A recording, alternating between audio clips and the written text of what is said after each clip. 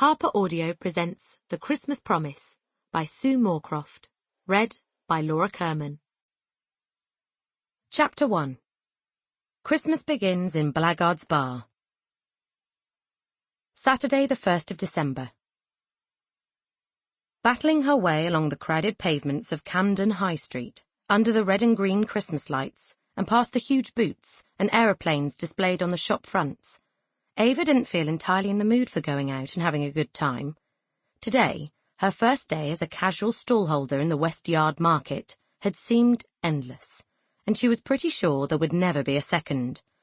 Even though I've been home to warm up, my feet are still burning and freezing both at the same time, she complained to Iz. They'd linked arms to share body heat as sleep danced in the air around them, but she wished her dress would magically transform itself into a thick waterproof coat until she reached the warmth of Blackguard's Bar. It's only the beginning of December, and I've already had enough of Christmas shoppers who browse without buying, try on without buying, and especially those who gasp, "Oh, how much? For one hat?" and drop one of my precious samples, also without buying. Izzy's teeth chattered, although she was marginally more warmly dressed in glittery jeans and a top. Sales were a bit thin, were they?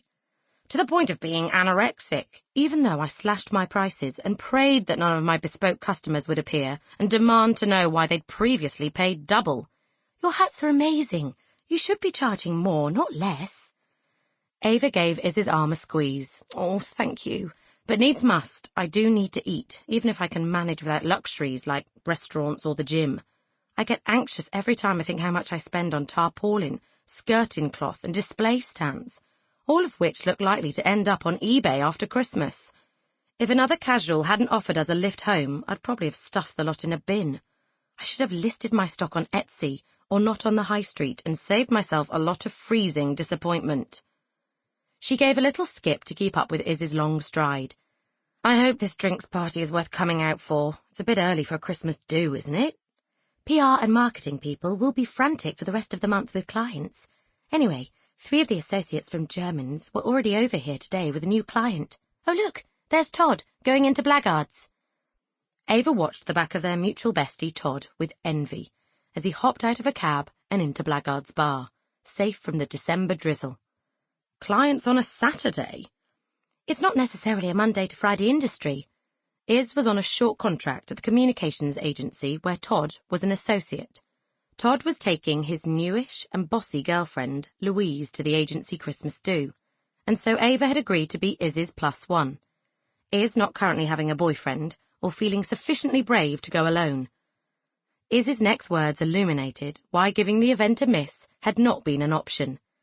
Sam says the agency Christmas bash is a cornerstone of team building, so everyone will probably be here.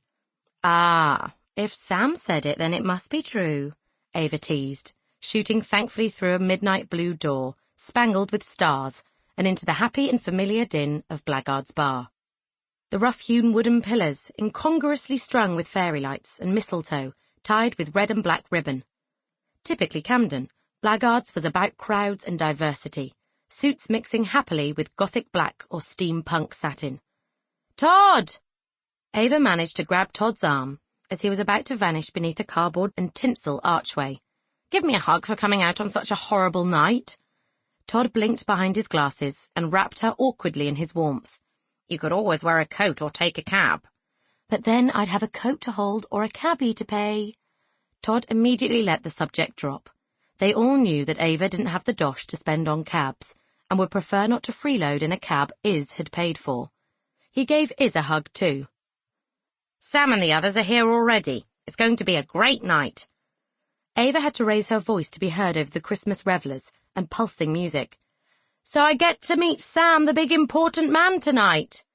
He's over there. Iz was tall enough to see above people's heads. With Patrick and Jake.